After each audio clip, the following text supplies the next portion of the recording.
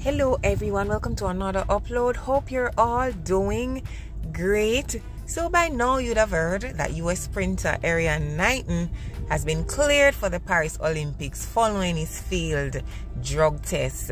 And you know, as a girl who grew up in the country, I can always remember my mother saying, "Puss and dog now have the same luck."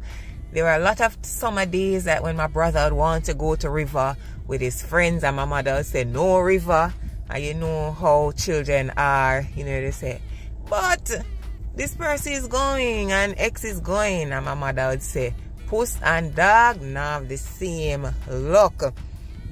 Now I made reference to this because when I saw the news, when I saw the ruling and the rationale for the ruling, you know, a case with a Jamaican came to mind. And so I just want to have a short little discussion on this to relay both cases and, you know, just to hear your viewpoint. Now, United States sprinter Erriyon Knighton has been cleared to compete at the Olympic Games after an independent arbitrator determined his failed drug test was more likely than not caused by contaminated meat. Knighton, the 2023 World Championship 200-meter silver medalist, tested positive for a metabolite of trenbolone during an out-of-competition drug test on March 26 and was provisionally suspended on April 12 by the U.S. Anti-Doping Agency.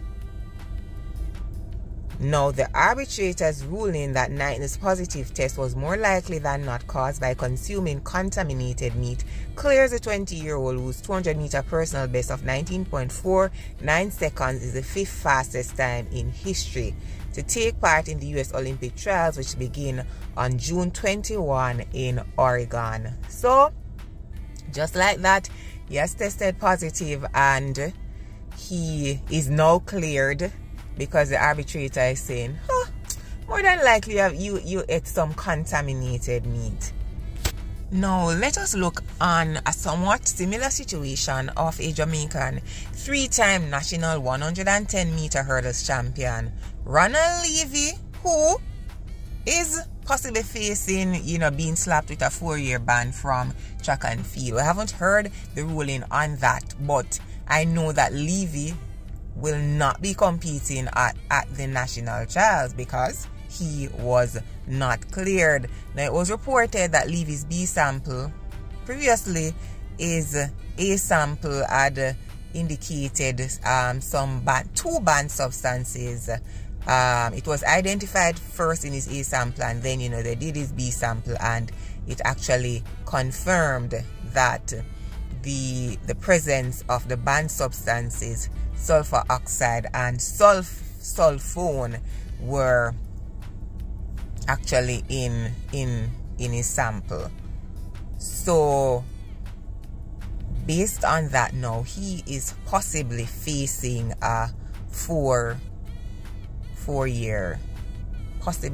ban. 31-year-old Levy, who is an Olympic bronze medalist and Commonwealth Games gold medalist in the 110 hurdles.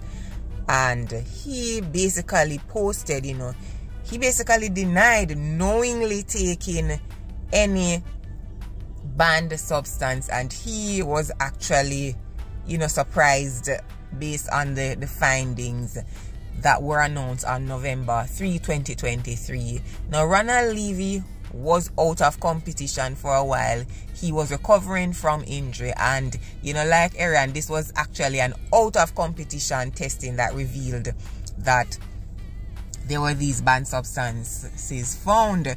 Now, I have been doing some reading on sulfur oxide and sulfone, and I'm no expert, I'm no medical person, but it is said that these can be found in vegetables, and there are also certain supplements like in protein shakes and some of those things that athletes will use in their nutrition, that they're sometimes presented in those nutritional substance and protein shakes, etc. It can be found there, and therefore if the ruling for Erriyon Knighton is the fact that the banned substance that he tested for could have been possible from eating contaminated meat.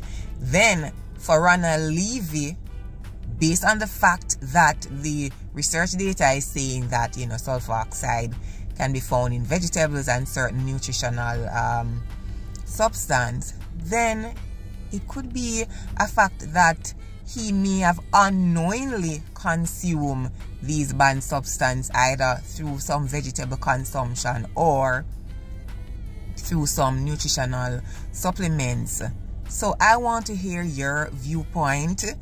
Is it that, you know, one rule that goes for one country or one set of people does not apply to another set of persons? I want to hear your viewpoints on this.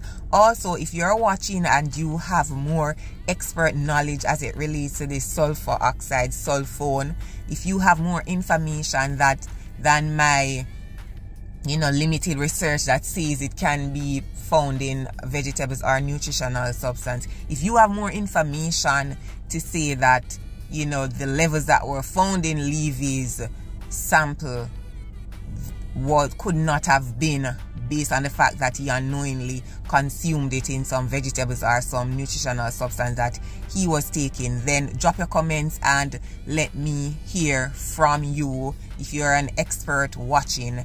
But I just want to hear your opinions though on this ruling.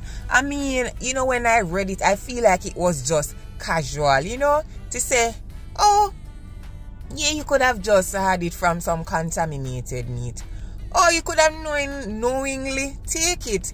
I mean, how do you determine now if somebody really, you know, just did not know what they were doing and consume this thing, or is it that they knowingly took the banned substance? How do you reach that decision to rule? In all honesty, if you think about it, how do you really decide?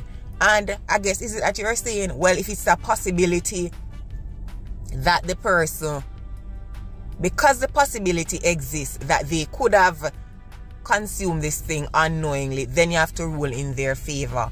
Well, if that is the viewpoint, then I am thinking, because the possibility exists that Ronald Levy could have consumed sulfur oxide and sulfone unknowingly, then, you know, shouldn't the same ruling apply? You know, what goes for the goose goes for the gander. Is that how the saying goes? So that's really where my thought process is from, you know, hearing this ruling yesterday. Again, I want to hear from you though. Remember to drop your comments, like the video, subscribe to the channel if you have not already done so, and until my next upload, take care.